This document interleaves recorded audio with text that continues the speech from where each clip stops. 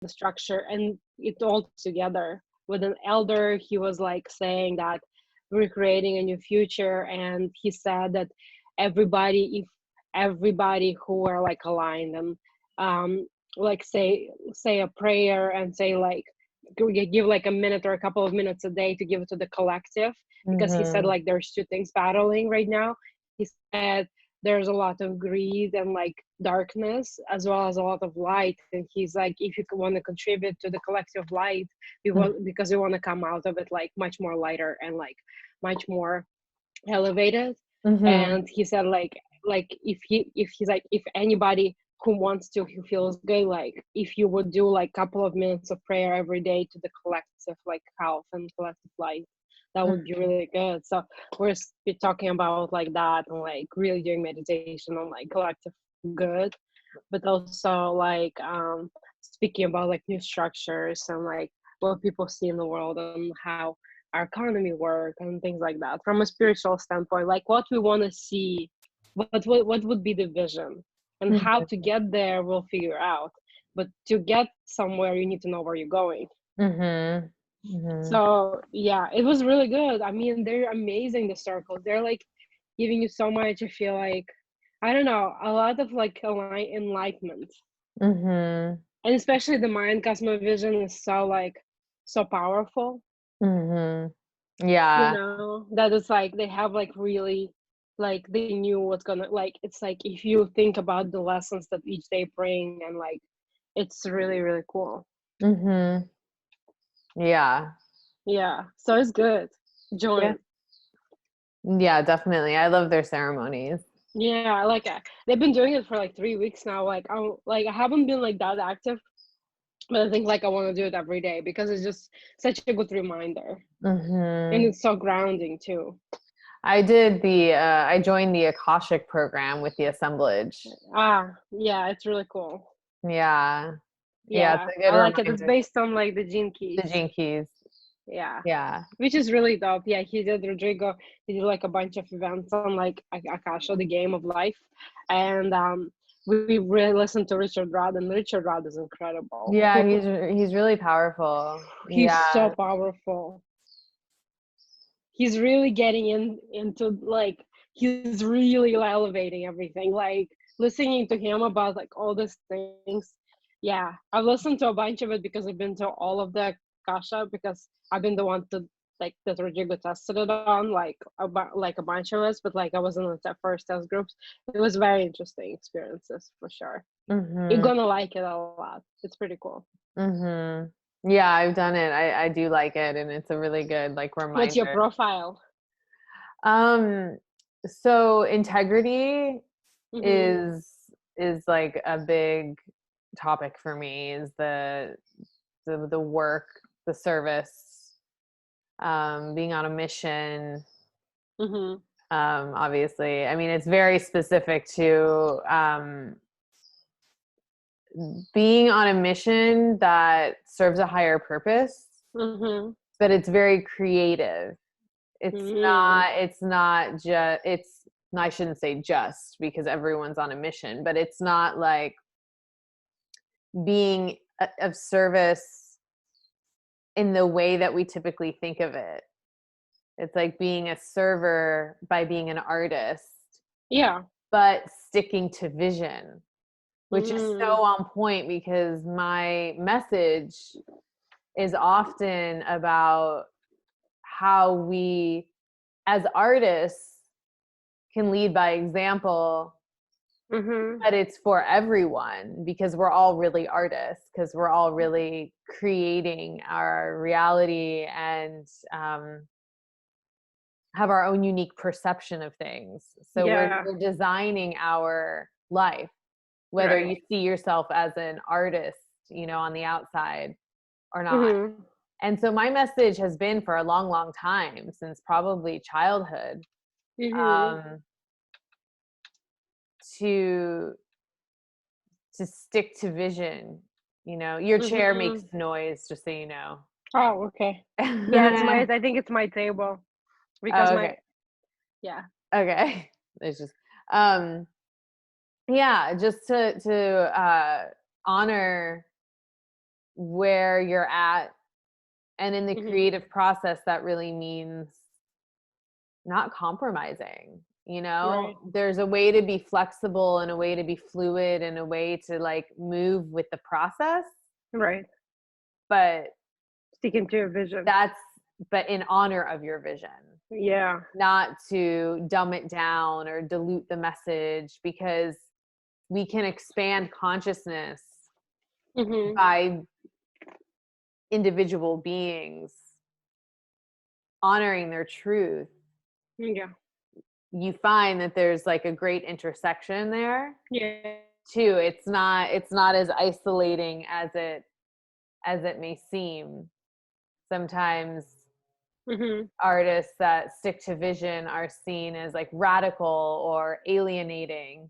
But actually it's usually speaking a universal language, you know? Right. Maybe it seems ahead of the moment, ahead of its time, but I really believe in my heart that it is really important that absolutely, you do the work to find your inner voice. Yeah. And you stick to your vision, and you find your tribe, and you're not alone ever, you know? Right. So, and it's just super inspiring. There's a lot and of the love. world is moving there, like being like in like creative culture, my residency, like our mentor is amazing. We did like every single time we did something interesting and new, and one of the things that we did once, like we did like table reads, so we were with each other's projects from the very beginning, from the very conception to like the very end, the very finish. So we were doing table reads and things like that, and like we were pitching at one point, we were just pitching ideas to each other, and we like basically had a crash course on like how to critique each other in the creative space, how to be gentle with each other, not like to say like because we're all creative, so, and the things like we growing up and we think, oh, we're so creative, and everybody's like amazed by us, you know, as creative. They're like, oh wow, this is like, you can come up with those things. But when you're in the space with everybody that creative and you forget about it, you can be like, no, you should do this and this, you know, like kids. I think is that earbuds? Yeah. Is it like it's like offering feedback or something? Offering feedback. 1 sec, I'm gonna change my headphones. I don't know why.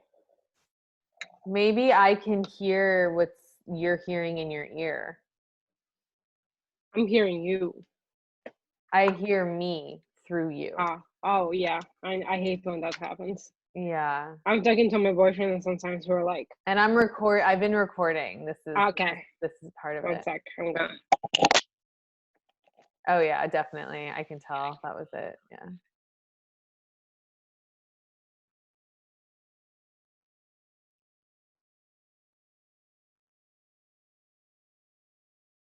Is it better?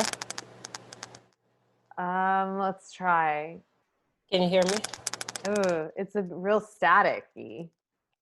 Should we just go back? Should we leave and just come back? Because I don't know why. No, that's not really gonna work. We can try it. If you need headphones, let's try it. Well, this is new headphones. Okay. So 1 sec. Why is it staticky? Maybe I can change. It's okay. Let's not focus on that right now. I'll let you know if it. I haven't heard you talk enough to know yet. I think you have to be still is the thing though. Okay. I don't. Yeah, I don't move much. No, not good. Separate audio. It's like crackly. I don't know why. This mic. Yeah, I don't know. Okay. Anyway. Do you need them? Headphones, yeah. My my microphone doesn't work on my computer, so that sounds a little better. Yeah. Yeah, maybe just keep it there and just. I need to move. but yeah, I mean, you move a lot. Yeah. Yeah, I cannot stand still for a very, very long time in the sun. Why? I mean, like I Let's can talk about that. I don't know. I just like to move. I don't know. As I'm talking, it's like I like the movement. It sounds like there's paper crackling. Like it literally sounds like the sound. I literally have nothing. Yeah, so I don't know what it is. And my chair is not like squeaking or anything. It was my table actually. So if I move, it's like nothing. Okay. There's no sound right now. I don't hear it. Yeah. Maybe it's when the thing hits your shirt. I think maybe it's the internet. Maybe it's the internet. Something's up with the internet because everybody, like our internet had some like troubles. So I'm not sure if that's the Okay. case. Well, anyway, let's like dive into our conversation. So yeah. Okay. But I was saying like the world is moving in that space, like being in those creative, amazing spaces with everybody, and like such nurturing creative environments where like we basically enable each other to stick to our own visions. Mm-hmm. That's been like really amazing experience. Cool. Yeah. Okay, let's dive deep then in our conversation. So let's start. Like I'm gonna be talking to you mostly. So I want to listen to your story with the humanizing the icon, maybe from the as much beginning as possible. Yeah, like where do you see as the beginning? Like, well, I feel like maybe where you kind of like, maybe let's start with like where this concept first like appeared in your mind. we're going back to childhood then. Yeah, well like the concept of like, well, like those are seeds to the concept, right? Like you're going, but like where did you like on this all humanizing the icon, like what is that? You were always fascinated, I know, but like humanizing the icon is very specific, like deciphering what iconism, like humanizing that, right? So like let's talk about that first, because I feel like this two words together is very specific meaning. They have very specific they have specific meanings. Yeah, and specific. Yeah, I feel like they together. Specific energy. Yeah.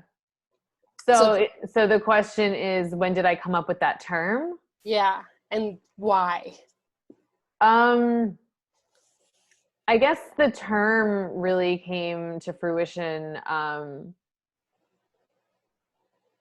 in 2017. I had just shot my Mary Pickford film at the end of 2016, which I've been working on finishing ever since. I had gone really deep into Mary Pickford's story, discovered her energy like way beyond a pioneer, as the history books would call her, which is accurate on one plane of what manifested in her lifetime, which is she was the first woman at the forefront of Hollywood who birthed the majority of the initiatives that are intact today, from actors having their names in the credits, to the Academy, to the Oscars, to actors being producers, movie star, philanthropist, face to a product, advertisement. All roads lead back to Mary Pickford. So that was really the birth of our America's Sweetheart. That was the birth of our, in North America, pop culture iconicism. Even though throughout the other parts of the world, surrealism, art, religion, different things had created forms of icon. But for North America, this was the birth of our art movement, really, was with Hollywood and Mary Pickford. So I shot my film. I had gone deep into the rabbit hole with her story, found a lot of like interesting spiritual connections that she and I had in terms of our exploration of indigenous wisdom and the frequency of love and the frequency of fear and relativity. She was friends with Einstein and Yogananda. And so like, who knew, that as I dove into her story, I would discover really myself in a lot of ways. And so shortly after shooting, my dad was incarcerated, which was like a lot to do with the brokenness of the system. It was something kind of silly, and he ended up in jail, and I ended up an advocate for him in Oklahoma. He ended up winning the appeal and the whole thing got overturned. It was like a white collar billing scenario with his business and all of that. So it was, like I said, a little ridiculous, but at the same time kind of heartbreaking, because he had health issues and then he was in jail, and like it was difficult. And I went to Oklahoma. I moved my whole post-production studio basically from New York to Oklahoma, brought my editor, set up shop in my dad's house, advocated for my dad all day, meeting with lawyers, Congress people, visiting him in jail, and then would go work with the editor at night, you know, trying to stay on track with the movie, continuing to channel Mary Pickford, who said that in her darkest, hardest personal moments was her most profound creative work. So I was essentially using that as my mantra to get through my creative work and what I was doing for my family. And so this is going somewhere. This is leading to humanizing the icon. Of course. One day I was just literally so exhausted, emotionally, spiritually, energetically, physically drained. And so I decided to go onto Airbnb and just pick a city where I didn't know anybody and do something I'd never done before, which was take a month completely off of work. And I'd been working since I was a kid and left home at 17 and didn't have much support and have been working ever since. I mean, I've never not worked. And so the place ended up being Montreal.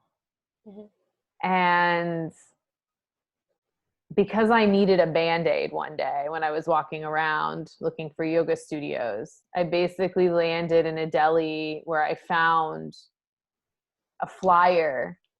I went to get a Band-Aid because I had a blister, and I found a flyer that said Bhakti Yoga. And I'd been looking for Bhakti all over Montreal, and it didn't have it. And then this flyer said it, and apparently this temple had just opened. So I went there. I met the two founders of this place, a couple, and they told me about the treatments they offer: body treatments, Ayurvedic treatments, hands-on Reiki, like all kinds of different things. And there was one treatment where it's both of them, all four hands, and basically all of the treatments in one. I mean, basically sound bath, Reiki, she does a facial, like you bathe in a bathtub of rose petals before it starts. Like I literally was like, sign me up. So I went there a couple days later for the treatment. And during the treatment, I got a vision, like an actual kind of lucid dream vision with Mary Pickford's voice telling me I needed to have the sounds that I was hearing in the treatment in the movie. And I was like, wait, what? It was like Tibetan bowls and all this stuff. And I was just like, at that point, I just had period music, like music of her time. I hadn't really figured out my concept for music really yet. So these people were complete strangers to me, you know, but the treatment took hours. And then they served divine tapas afterwards. And so I sat with them and I basically just said, hey, I've been working on this film about Mary Pickford. You know who she is? I told them. She's actually from Canada. Her parents met in Quebec, which is a line from my movie. So I was actually in a place where she had roots. And I said, I've been editing for a long time and I'd love a fresh perspective, people I don't know, to look at the film. They're like, oh my God, we'd be so honored. So I couldn't really say to these people who were basically yogis and healers, like, I want you to make music for my movie. I mean, I don't know if anyone's ever said that to them before, and something told me like not to just jump right to that. Yeah. And so a couple of days later, I go back, I show them some scenes from the movie, not the whole movie. They were like, wow, this is really magical. Like and they picked up on some messaging from it. They understood the character. They loved the artistic nature of it. They like reinvigorated me with excitement. Like they loved it. So I was able to say, okay, guys, I had a vision during the treatment the other day that you guys made music for the movie. And they didn't even act like that was strange. They acted like they heard it every day. They were just like, amazing, let's do it. So of course there I was taking a month off of work, and fast forward a couple days later, I'm in a studio making music for the movie. But it was so organic that it didn't feel like work. Right. And it was so raw. I had never done anything like this before. It was in their temple / yoga studio. We set up all of our devices, iPads, laptops, smartphones, any app that we could record on, we set to record. And I brought in Mary's book about universal love, because the woman, Exodius, who is the healer, has this incredible voice. And so I thought, oh, it'd be cool to get her kind of chanting some of the words from this book. That's amazing. Which was so synchronistic because I had an art historian friend who helped me on the film, who I met on the street of New York, of like all places, who lived in Quebec, not in Montreal, but like a couple hours away, who had come to see me a few days prior and brought me the copy of that book that I'd given her. I didn't bring it to Montreal. And I didn't even remember that I had a friend near Montreal. So it was like, I had the book and I was like, oh my God, perfect. So we did that. And then they were playing with the Tibetan bowls. They were doing all the stuff that I loved. She was chanting words from the book. And something happened to me in the energy of all of that. Like something opened. And I went onto my laptop and a couple laptops. I don't know. It was like I was like a DJ. I never DJ'd in my life, but I was like a mix master with the laptops, where it was like all these icons, like pop culture icons of different eras. Even like Princess Diana or Prince or Jim Morrison. Even Britney Spears, like not necessarily people that had passed on, but people that represented iconic eras or iconic moments. Right. They started like flooding my whole psyche. Like it wasn't a thought. It was just coming through. And so I'd go online and I'd find like news clips or different tracks, and we would mix it with like the Tibetan bowl, and we were doing this and that. And it was like this whole like kind of time collapsing, this whole like, and this Mary Pickford's voice was telling me like, they're all trying to come through this movie. Like she's like the mother, and she birthed celebrity. And these were people that almost like sacrificed for their art and for their message. You know, many of them have passed on and passed on young. And when you pass away young, you become even more iconic. And I'm not saying that's positive or negative. I'm actually saying it in a neutral way. But it was like this moment of realization that Pickford almost had felt like guilt for like birthing celebrity. She almost felt like responsible. But it also transmuted into something, it was also quite beautiful. It was almost like this collection of just like artists, you know, like poetry and art and humanity. And it wasn't like Jim Morrison as Jim Morrison. It was like the voice, you know, and it was Princess Diana, and it was like all these, and they all kind of came together. And I realized, like, in that moment, I don't know if this stays or not in the movie, but in that moment in the creative process, they were meant to be in. Right. So after Montreal, it just so happened that my sound mixer for my films is in Toronto. And I went and stopped in Toronto on my way back to the East Coast in the States, and was like, yo, we gotta put this in the movie. Like, I was like, this is iconic.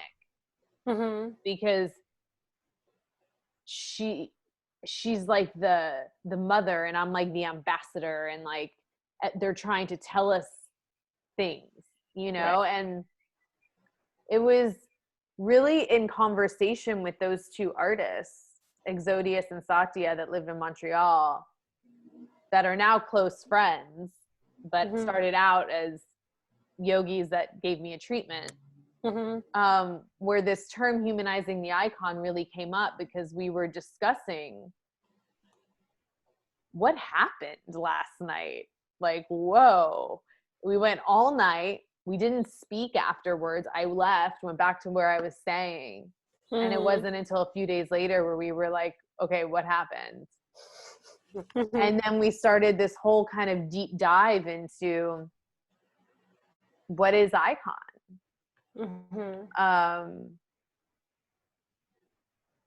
Is it, what is it? Because it's not the human.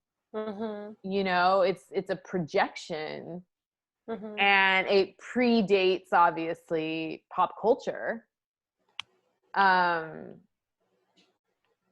God, the word God is iconic. An iconic earthquake, you know, an iconic virus, an iconic perpetrator. Weinstein became iconic. Like, what is icon, you know? And does it have to do with archetype and mythology? And how do we help people understand so they don't seek it out, you know? Anyway, idolization is dangerous, and it's happening a lot through social media, and the current generation is kind of coming up with this like angst around popularity and likes, and creating their own sense of iconicism in this World Wide Web. And anyway, so the conversation became very layered as we started exploring, and I'm in a different place with it now than I even was then. But I would say that was the origin in terms of that term. My fascination with how we create identity, the fine line, really no line between art and life. Life is art, art is life, you know, has been an obsession since I was a teenager.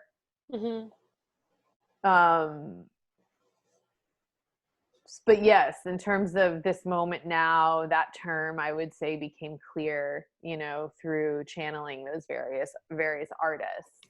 And originally with Mary Pickford, you wanted to, you were just fascinated by her, but you didn't know why, or like, what was the origins of you creating, like kind of going and diving deep and creating a story about Mary?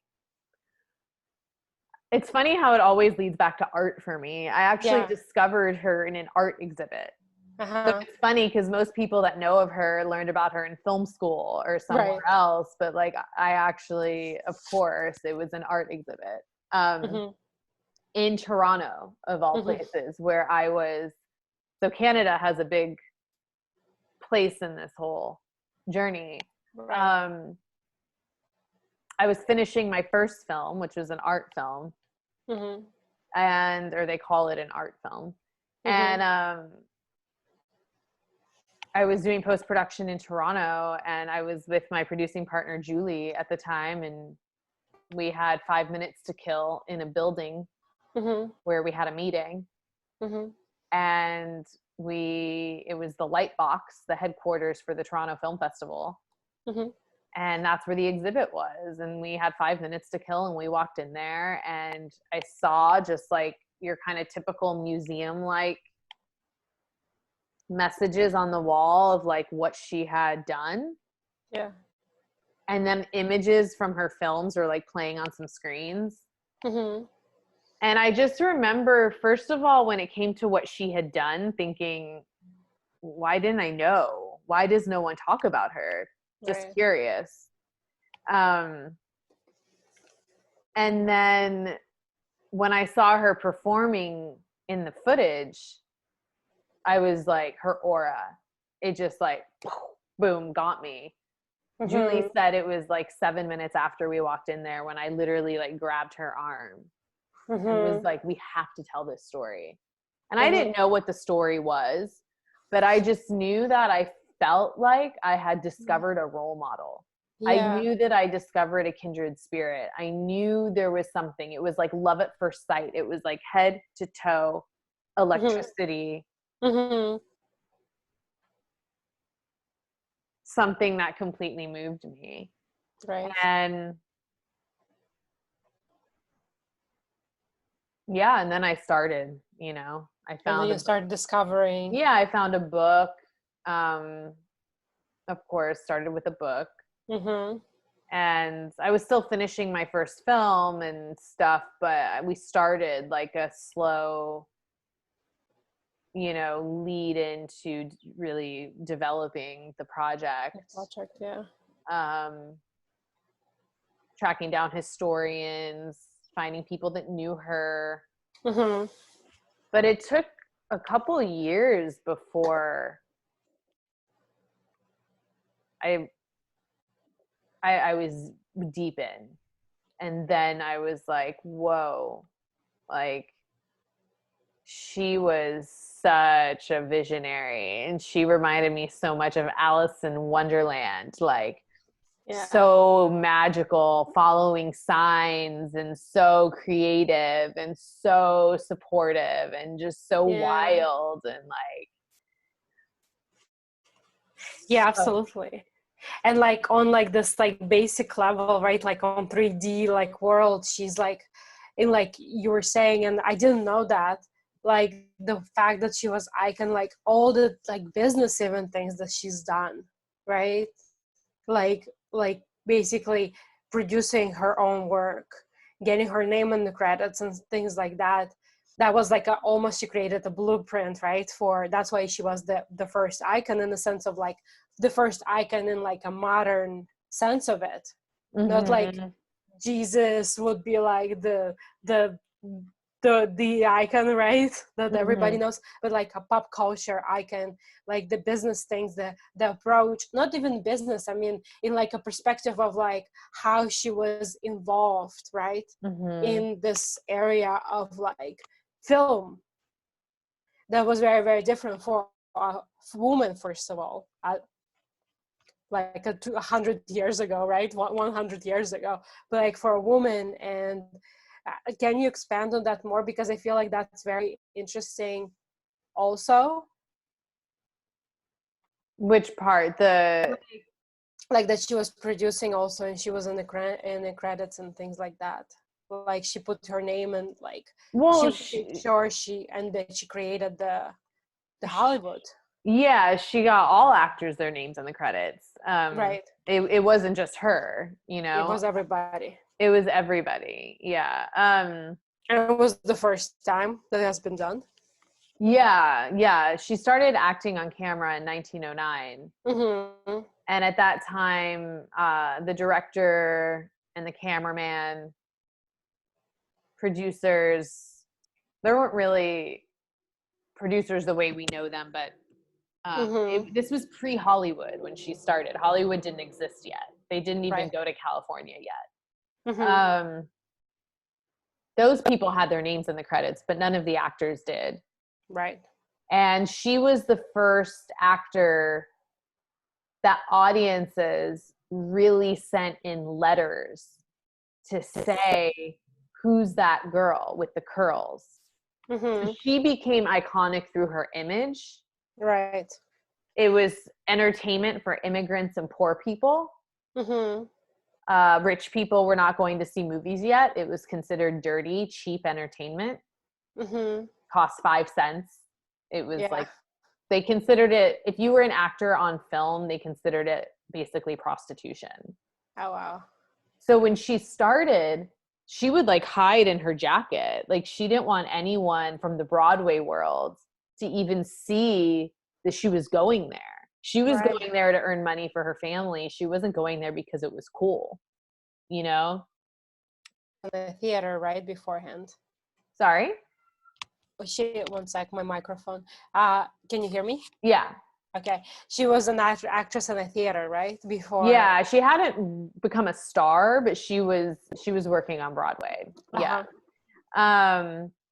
She wanted to be a Broadway star once she got like bit by the bug, you know. Mm-hmm. My cat's coming to say hi. Hi. I hear him. So, she so she was known to be the most realistic in her expression as an actress. She was the most relatable to audiences, the least melodramatic. So because they were really exaggerated back then. On camera, they would be like crazy expressions. Well, it was silent film, and it was a different film. It was a different medium. Completely. But she was really into drawing from her personal life. She had like a sense of what acting actually was, and she'd been doing it since she was a child in vaudeville theater.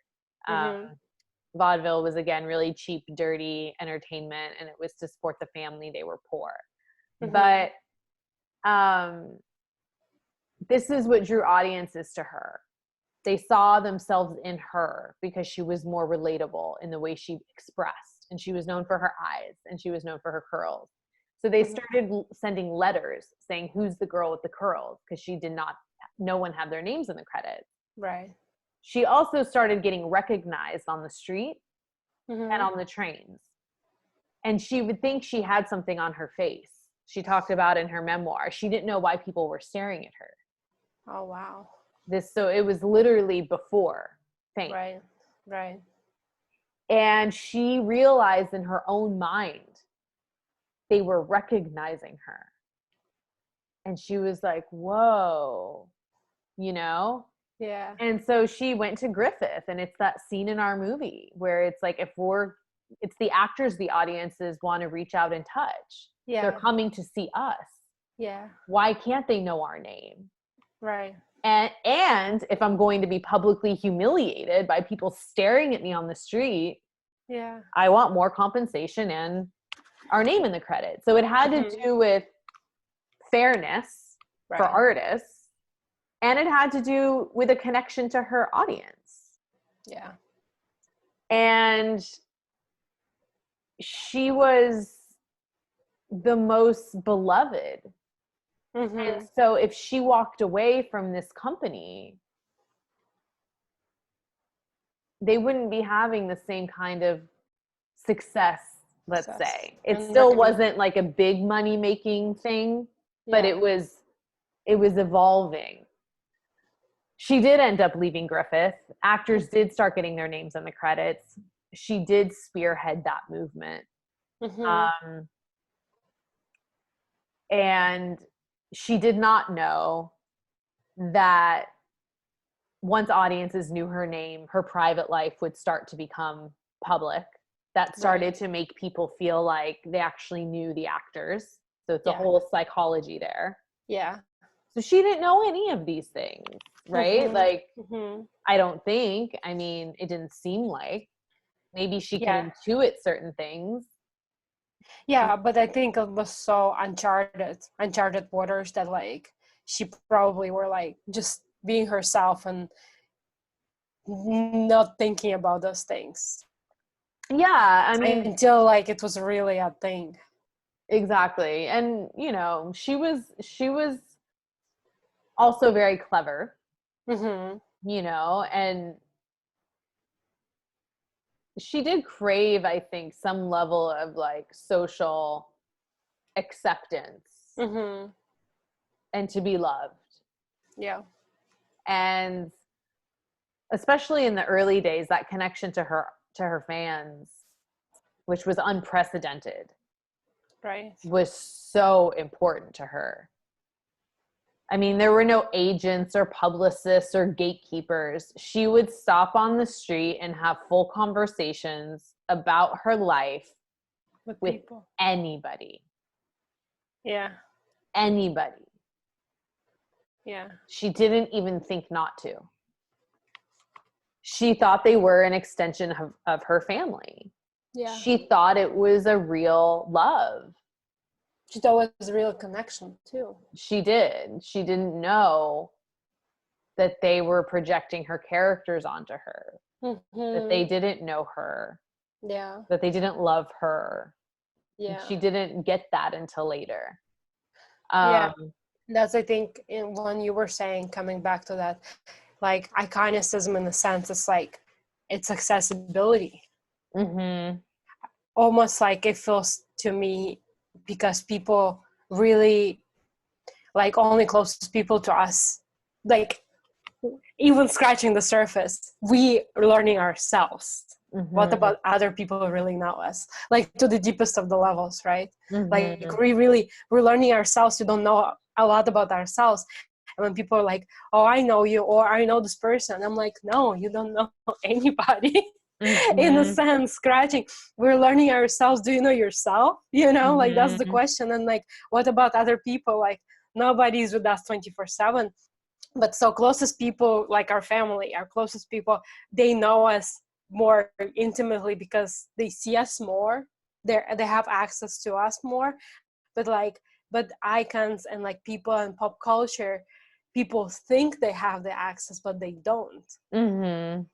So there, it's like a thing about accessibility to another human, and that people creating the icon from their own perception, from their own reality, and what they read and see, and etc. So it's like a puzzle they create, but that puzzle, like you don't have access to like the real root of things. Yeah, and like you said, I mean, there's also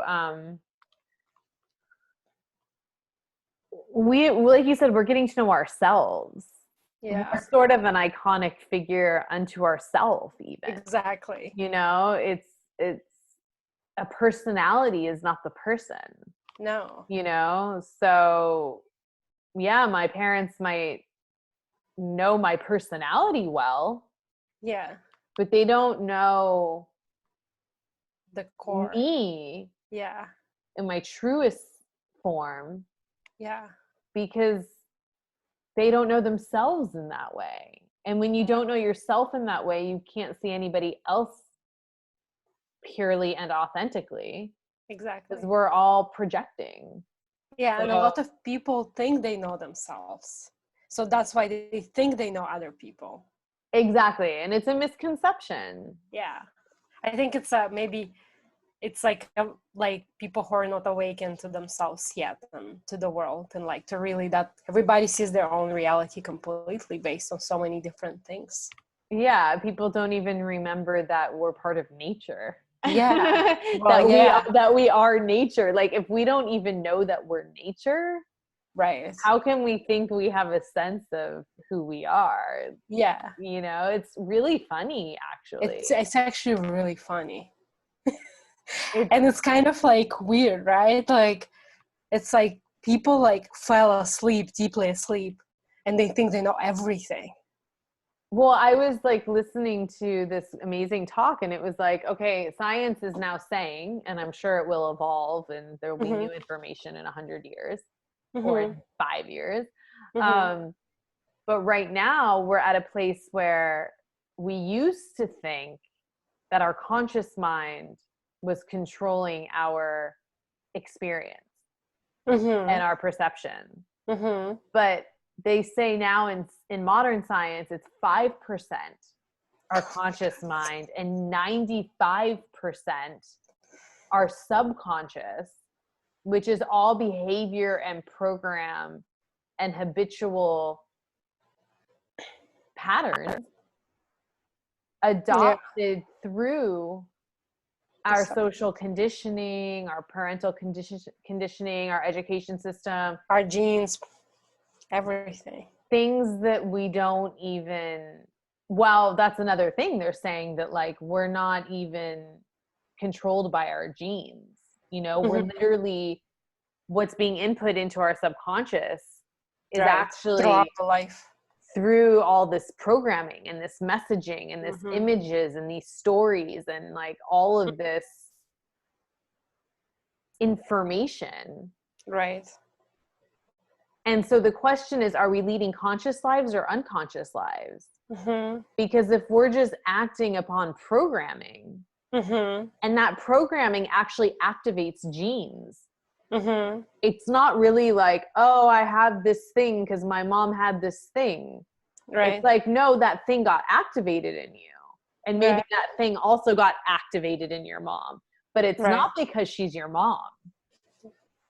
And that's what they're figuring out, is that you can actually, by reprogramming yourself and creating new neural pathways and synapses in your brain, which we now know the brain is elastic. Yeah. You're not a victim of your genetic makeup. You can actually turn off certain genes and turn on certain genes just by like taking control of your own programming. But when you get into the icon, it's like, yeah, we're spending so much time looking outward. Whether it is a person or a movement or fear around a thing going on, like right now, like an iconic situation or idolization or money is iconic. And we bow down to it.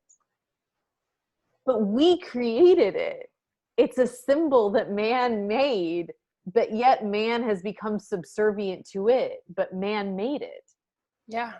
It's like, again, you get into these loops where you're like, wait, what? Exactly. I am a servant to a thing that I essentially created. Right. And so there's I created this thing to control something, and now it controls me. Right. But it's controlling me because I want it to. Right. Because I don't want to take responsibility. I would rather say money is the root of all evil and blame it for my anxiety. Yeah. But in fact, money in itself can't be evil. No. Only the energy that you infuse it with, because it's just a symbol. Yeah. The evilness comes from inside. And that's what we don't want to look at. Right. We want to think of evil as bad. So we should therefore repress that. Right. And detest it and judge it. Yeah. But it's not bad. No. It's a part, like, we have all the energies inside of us. We have all, and when you unravel from any system,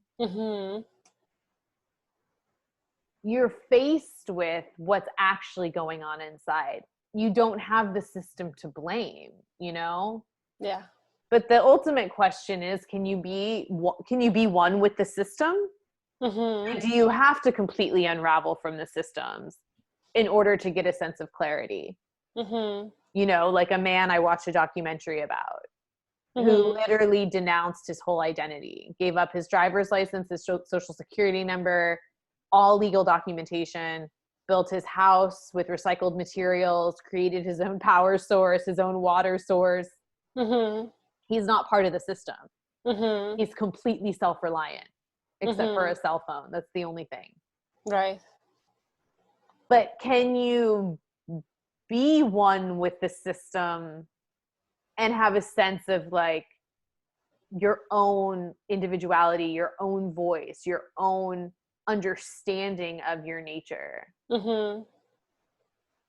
You know, and so this is here lies the questions, you know, and I feel like with humanizing the icon, it brings us into all of that territory. People think, oh, icon is we're talking about fame. No, we're literally talking about everything, you know? Yeah, it's like a universal concept, like, because icon like represents all, like, everything.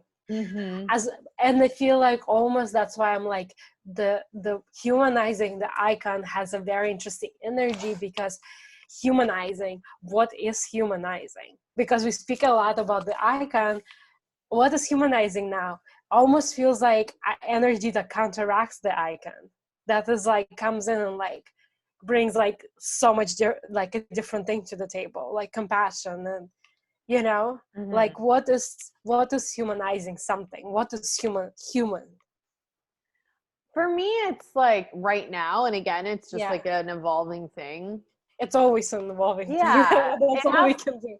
It has to do with what we were just discussing. Right. Authenticity.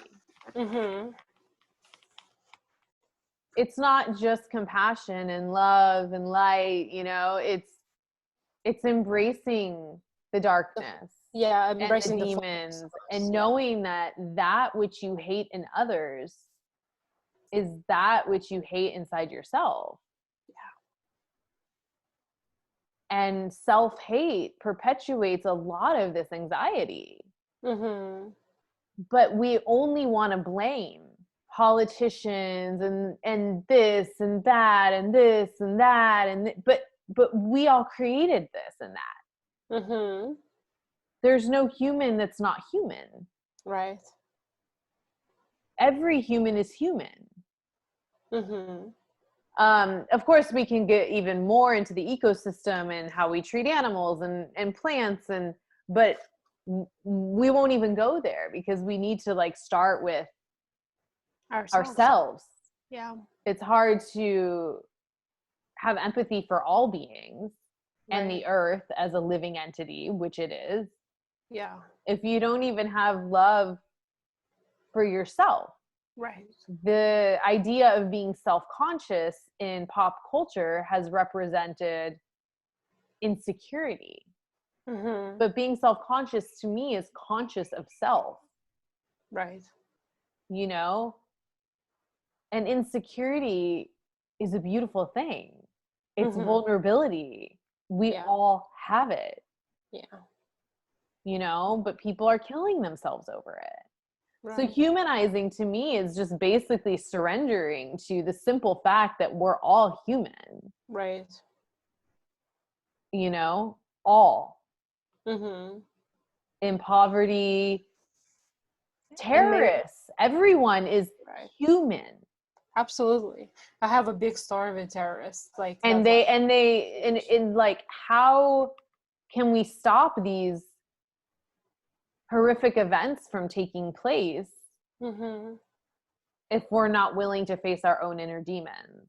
Right. We would rather, I guess, as a collective, have a major event. Yeah.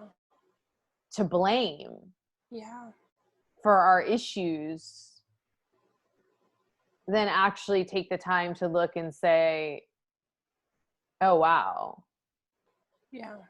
I have my own issues.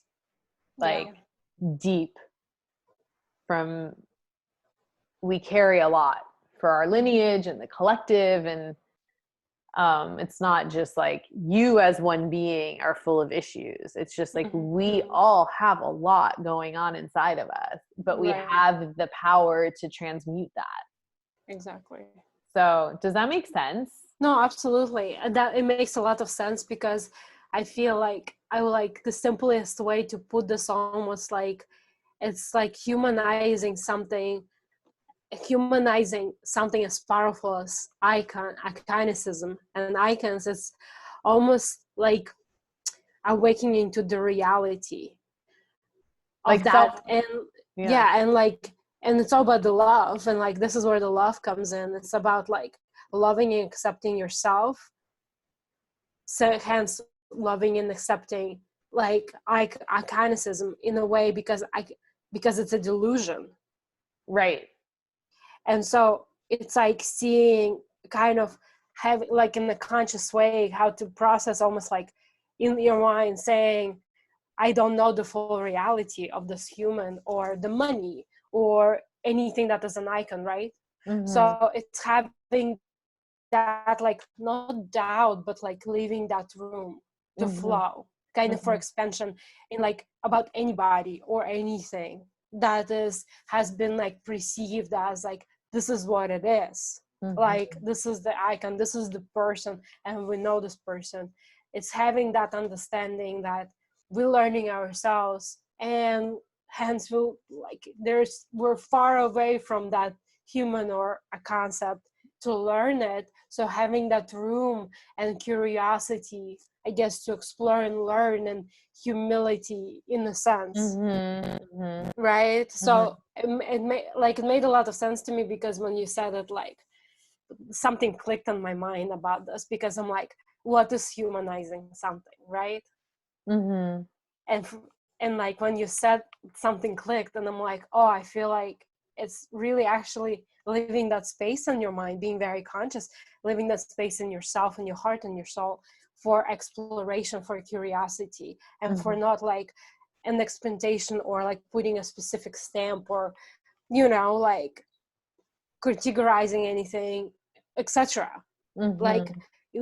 like leaving room for expansion Mm-hmm. at all times, about all things, yourself, anything. Yeah, creating space, I think, is vital, because there's like this kind of almost gap between our personality and ego and divinity, our divine self, our higher self. Absolutely. And we fill this gap with self-medicating devices, all kinds of things, technology, interactions, foods, like whatever it is, like fill it with being busy. But if you allow that space to exist and save that space for what's worthy of that space, you might find more calm within your nervous system. And that's why meditation is so incredible. Because it gets you to that level of homeostasis where real healing can actually take place. Because when you're just in the mind, and it's sort of this like ping pong kind of monkey, like mind, thought to thought to thought to thought to thought, get stuck on a thought, fall into the thought, obsess about the thought. Like when you're doing that constantly, like you said, there's no room for expansion, but the space exists. It's like cleaning out a closet to make room for the new wardrobe. You're not gonna like have a full closet that's overflowing and just go buy things and shove them in. I mean, you might, but eventually it's gonna explode, or you're gonna just go so crazy you're gonna have to clean it out. So it's like, if you can just start chipping away at those like mental loops and just observe, like, I fixate on this thing. What would life be like if I didn't? You know? Because the energy towards our problems is always there, especially if the subconscious is doing so much of the work. You don't actually have to think about things all the time. You don't really. Just when you get a flash of inspiration and in your gut, I should act on that. Otherwise, chill. Exactly. I feel like it just takes a lot of guts to explore yourself. A lot of people, and I hope everybody's awakening, but like it takes a lot of guts to go deep inside of you. Mm-hmm. Really does, like, to really like learn yourself, accept yourself for everything that you are, with Absolutely. everything with God. And I feel like it's so much courage that, like, that I'm envisioning everybody's growing courage, Mm-hmm. you know. Yeah, absolutely. Yeah. When I did a 10-day silent retreat Mm-hmm. with Vipassana, Mm-hmm. I had that like schizophrenic experience because Yeah. I was stripped away of all my self-medicating tools, Right. even exercise, all the journaling, all these things that are considered healthy in regular life are Right. still a form of reinforcing our mental loops sometimes. Right. When you journal, it's Absolutely. like you're feeding your story. You're just so at Vipassana, they take all those things away from you. Mm-hmm. And there were times when I saw real darkness Yeah. and things that I thought was only in the news or in mainstream media or blockbuster movies, like the Yeah. essence of the dark archetypes. Right. But I experienced it really within me. Yeah. And I was like, whoa, I'm in such gratitude that that's Yeah. not what I lead with Yeah. in the world. But I had such great empathy Yeah. for those that are plagued, so to speak, Yeah. by that energy, Mm-hmm. because I really felt it and it was really scary. Yeah. And I would not want to be operating from that place. Absolutely. But that's also part of the human experience. There are those that do. No, of course, and that's okay. Yeah.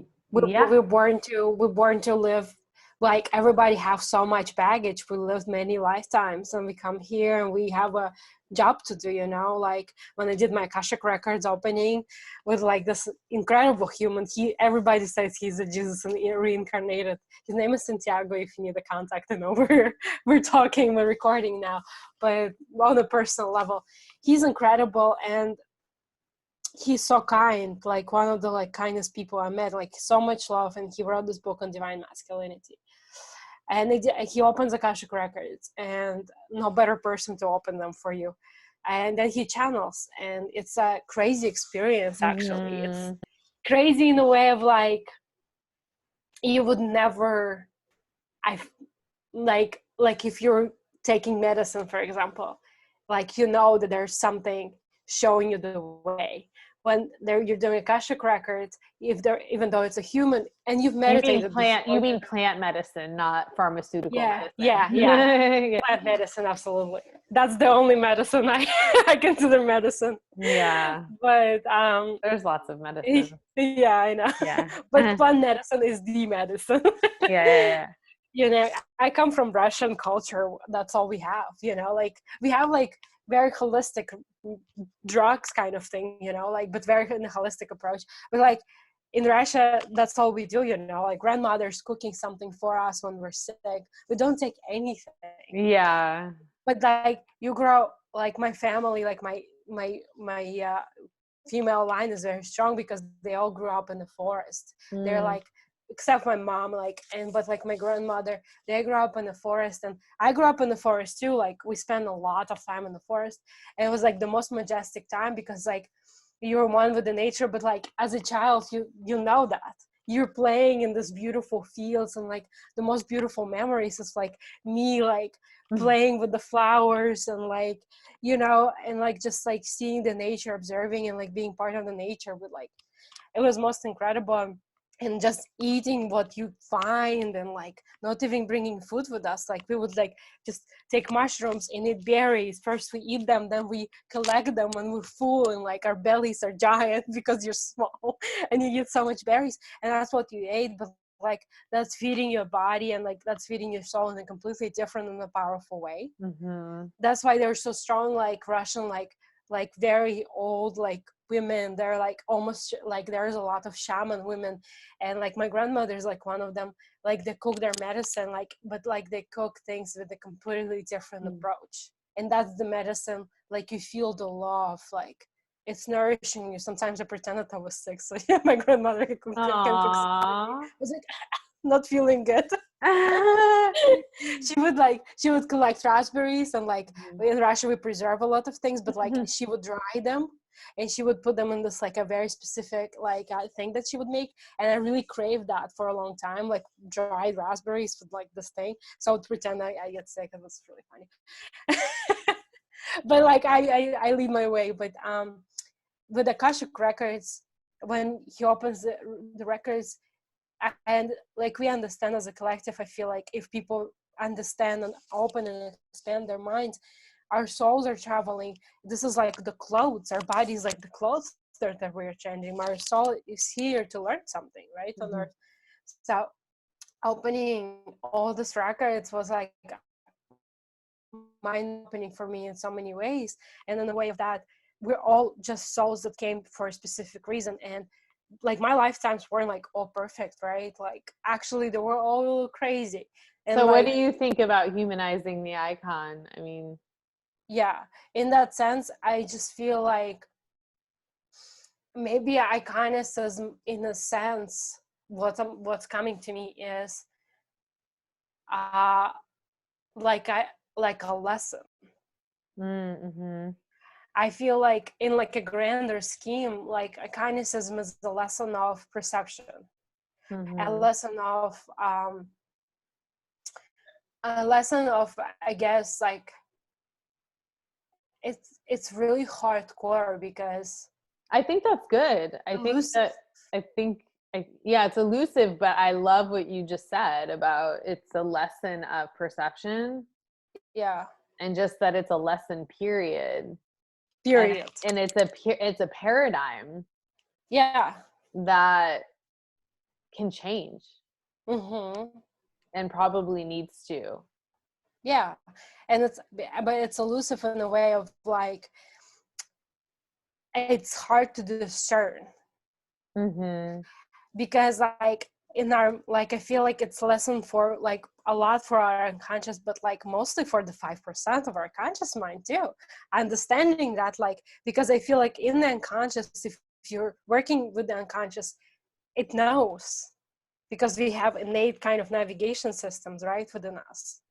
So we kind of know, but like our conscious doesn't most of the time. So our conscious goes and attacks things from fear. Our brain thinks we're always under attack because that's how we evolved as humans, right? We evolved to survive. I mean, fear is iconic. It is. You know, it's something we're beholden to. Like we're kind of in the age of fear. Yeah. I think we're in the big purge where we're trying to get out of that. Yeah.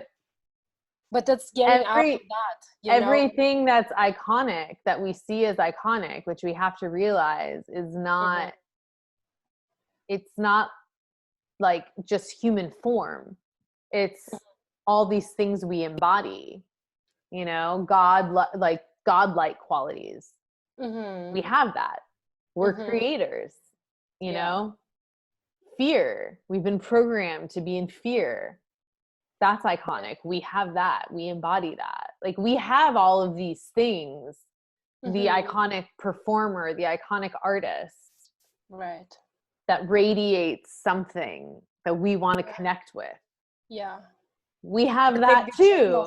Something, right? We have it all. Yeah. I don't know. This is a discovery.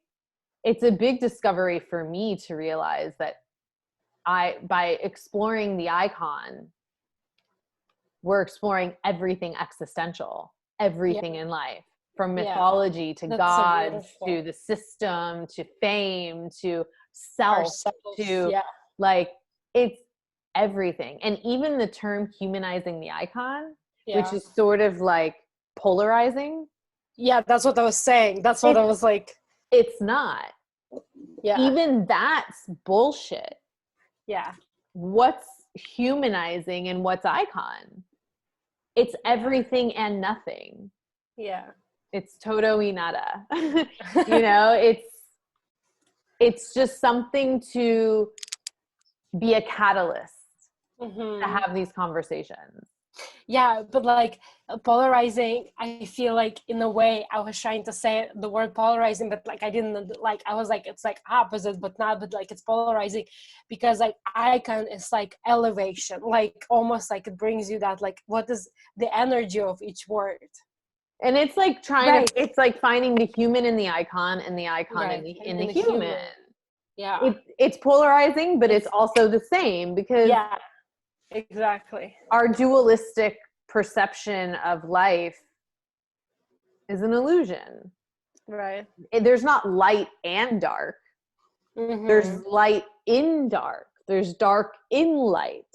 You know, it's everything is, it's a tapestry, it's a recipe, it's a fluidity. You know, you have a dark room and you light a flashlight or you light a candle. The dark and the light aren't separated. Right. They just are. Yeah. You know, and so the human and the icon are the same thing. That's true. You know, we're as iconic as the solar system,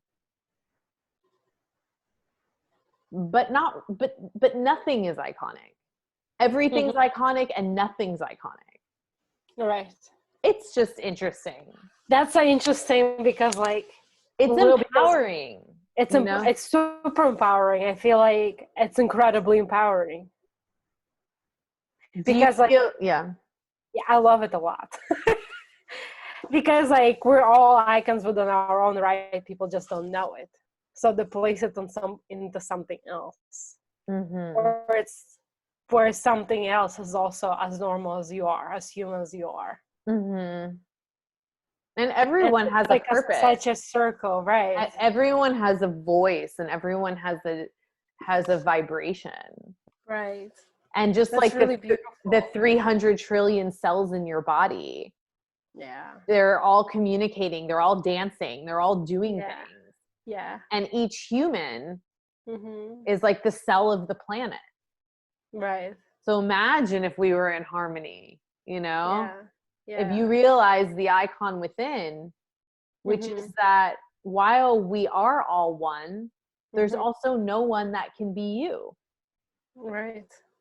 Like, you are an icon. Right. Just by being here. Yeah. So if you spend your time comparing yourself to other people and trying to be like other people and wondering why this is happening to them and not to you, you're using all your creative energy to figure out something that's just completely, that you will never figure out. Never, ever. Yeah. So it's like the game of hide and seek, but you'll never find. Yeah.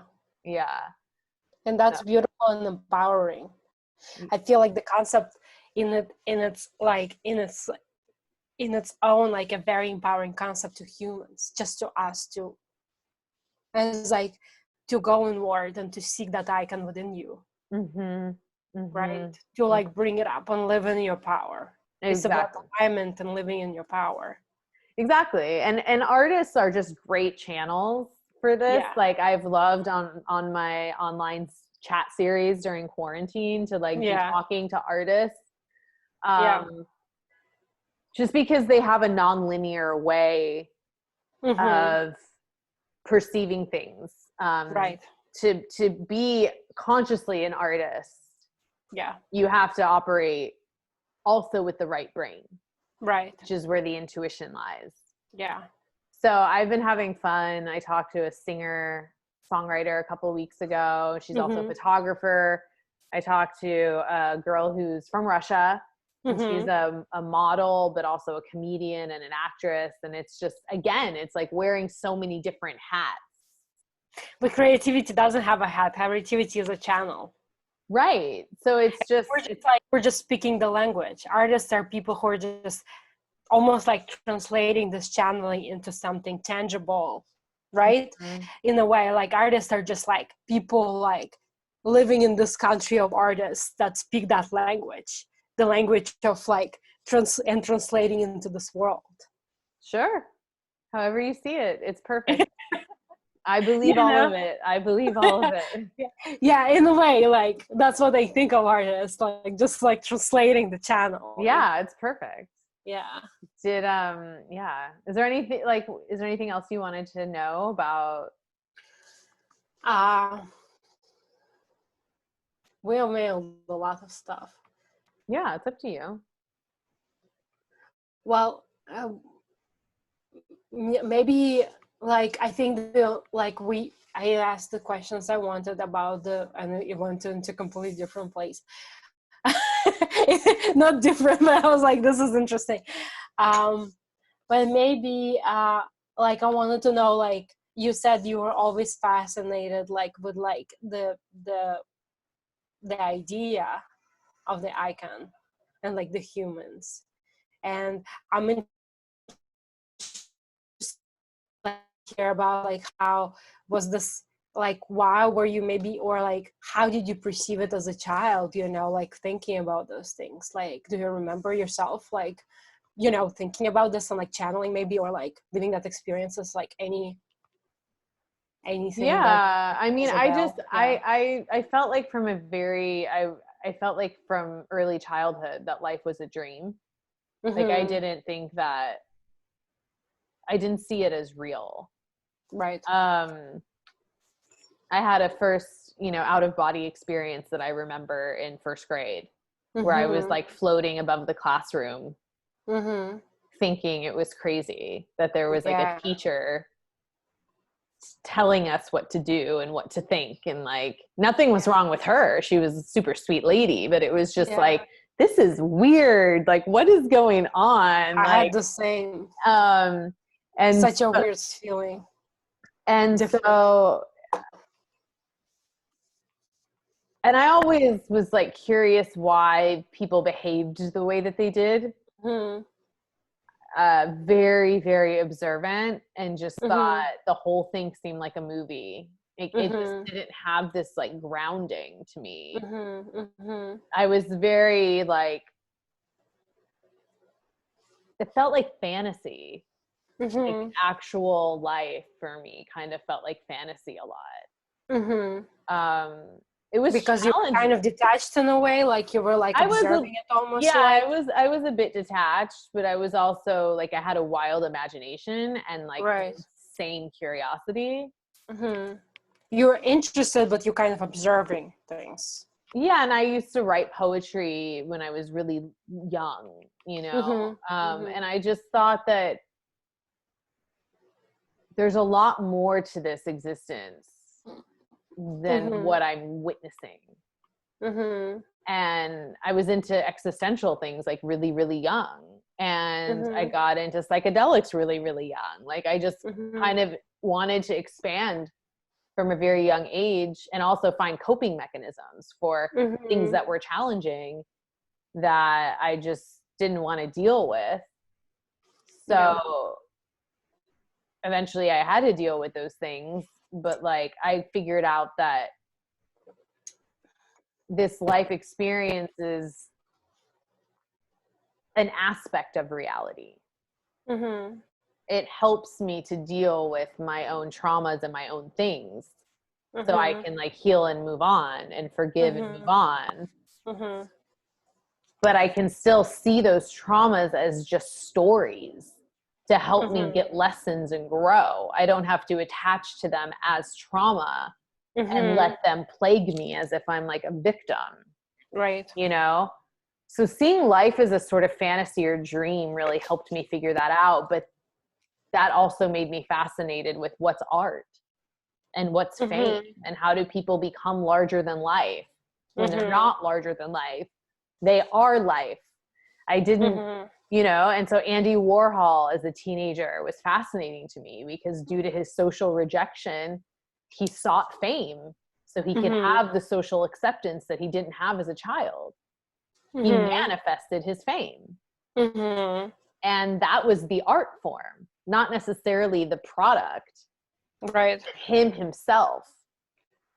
And so I've gotten interested in art and surrealism, and I used to see soap operas with my mom or something. And I would think that, like, when I was a kid, I would think what's happening in a camera is just as real as what's happening in my house. Mm-hmm. It's an aspect of reality. It's a dimension of reality. And then once I studied acting and I studied Meisner, and he said the best quote, acting is living truthfully in imaginary circumstances. So I'm like, oh, that's what this all is. That's what you're doing on a film set. That's what you're doing in life. Right. These are all circumstances.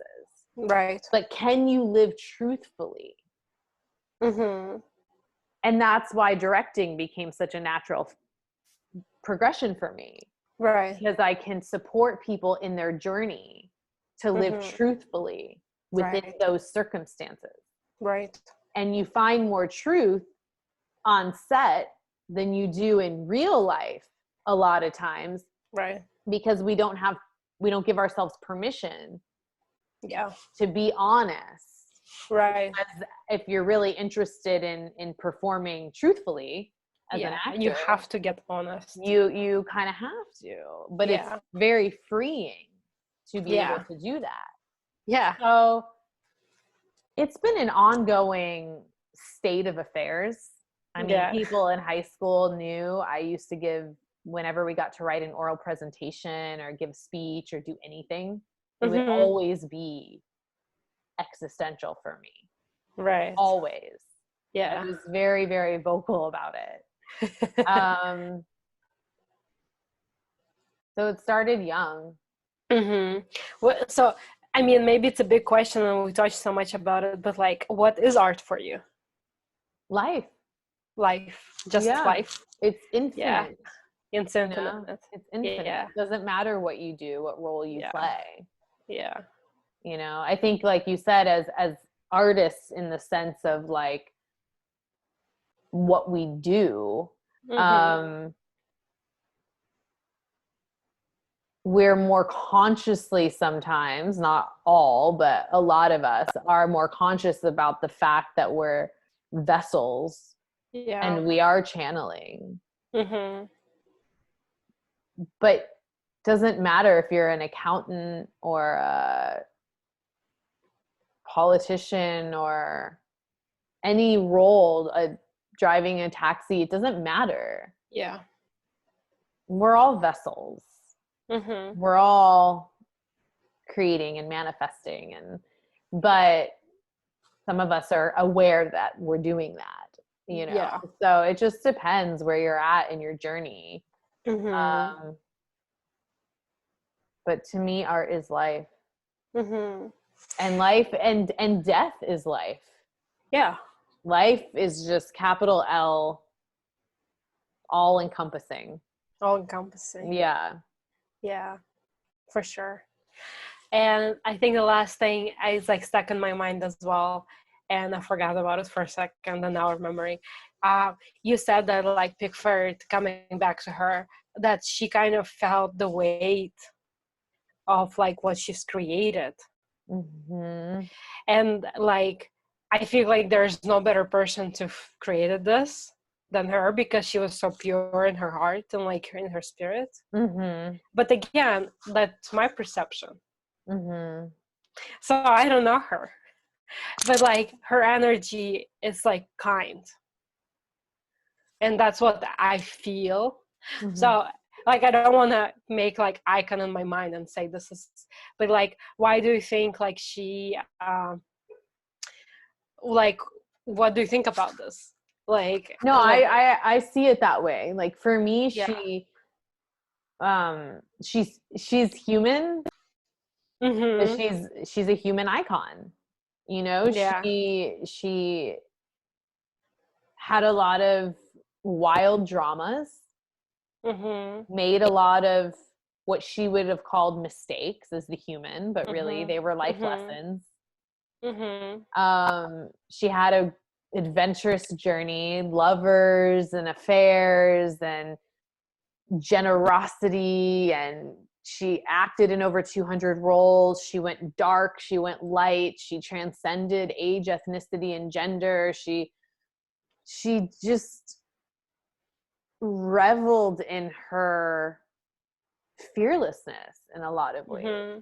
Even Mm-hmm. though as the human, I know she felt scared sometimes. Of course. Yeah. But she let that motivate her. She let that be like a reminder of her own worth, you know? Mm-hmm.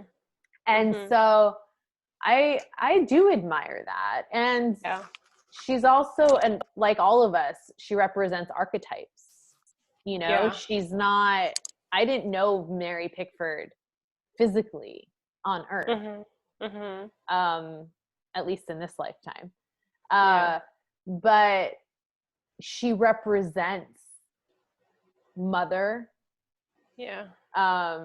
She represents the integration of masculine and feminine. She was running the business, and she was the most vulnerable artist, actress at the time, at the same time that she was negotiating her own contracts and like running the show. Yeah. I mean, she founded United Artists and she ran it, you know? So yeah, she just as if she was a leader. She was a leader, and she was so spiritual. So to come out of the limelight and to write a book on universal love is really beautiful. Yeah. Really, I would love really, to read that book. Really beautiful. Yeah. You know? But yeah, I mean, she was fucked up like all of us, but in such beautiful ways, like we all are. And she was but she was real. Embracing that. Yeah, she was embracing. Real. Yeah, she embraced, like, I think, her fears and everything. And she encouraged artists to preserve vision. Yeah. To not dumb things down. Right. Like, she wanted Hollywood to be expansive to humanity. Yeah. Which it is, but maybe not on, like, yet. Not in a way that, like, maybe she envisioned. No, not yet. Not yet. But, I mean, who knows? You see, we're working on it. We're working on it. It's no one's fault. We're working on it. Yeah. You know? And the thing is that it's like a child growing, you know, like, in a sense of, like, it's completely okay. Like, to gain power, maybe in a sense, like power with different concept, but like to gain this like expansive power in this world, like as a Hollywood, as a machine, and then like at some point bring powerful, expansive vision and messages to people who are already receptive to it. It can like really drive a huge change. Yeah. So we're shifting the icon of Hollywood, which Holly is holy and wood is earth, and it is a storytelling field, and it is really powerful. Yeah. But it's been used for propaganda. It's been used for a lot of things that are emotionally manipulative and a little bit fear-based. Yeah. At least I feel like Hollywood is a teenager. You know, so it's okay. We're not mad. But no, we're not. Hollywood's a teenager. So, and we're talking about Hollywood as an energetic field. You know, we're not talking about a person or a thing. No, absolutely not. We want to raise that vibration. So 100%. That comes with encouraging artists to, be fearless. Yeah. It's good for everyone. I agree. I think I'm good with questions. I think we've talked about a lot of things, and like I have a lot of material for starters, and then we can I'll stop recording because I think we're going to end up posting this. It was a really beautiful conversation, and I think it was really beautiful, really enlightening, and thank you for asking such good questions and like sharing so much too. Of course. And I'm just genuinely interested in, like, I think it's such a beautiful place we find ourselves in. I agree. You know? Okay, I'll stop recording for I'm now. so grateful. I'm grateful too. Thank you. Okay, hold on a sec.